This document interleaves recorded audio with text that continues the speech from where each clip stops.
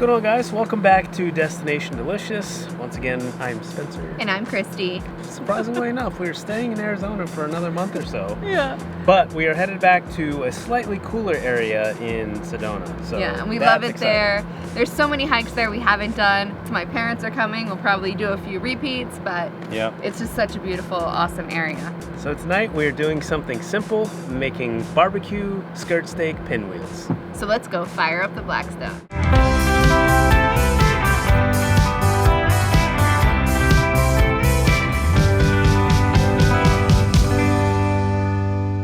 For today's recipe, we have 3 easy ingredients plus a couple seasonings. We have, of course, our skirt steak, which is the main player. We've got some smoked Gruyère cheese and some spicy garlic barbecue sauce. And then we're gonna add some salt and some steakhouse seasoning. First thing I need to do to get my skirt steak ready is to pound it out flat. So I'm gonna pull some parchment paper onto my cutting board. If I can learn to tear it. That was graceful. Graceful. Like a swan.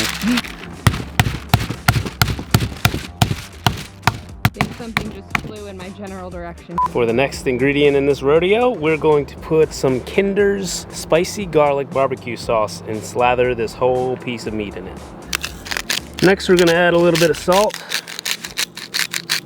And now, layer on our cheese.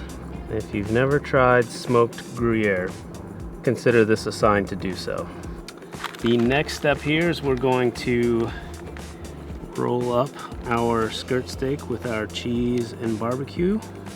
We'll take some butcher's twine and make sure it does not come unraveled. And the last thing is to sprinkle the outside with some of Blackstone's Steakhouse seasoning.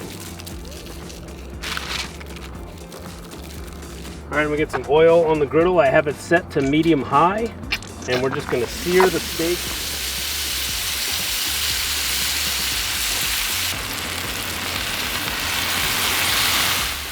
We just wanna sear the steak on the outside. We're not trying to cook it all the way through or anything.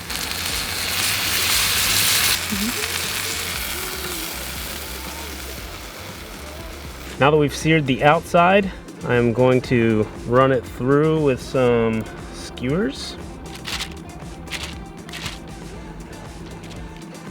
And then cut in between them. Now, these lollipops, Or pinwheel. pinwheels, go back on the griddle.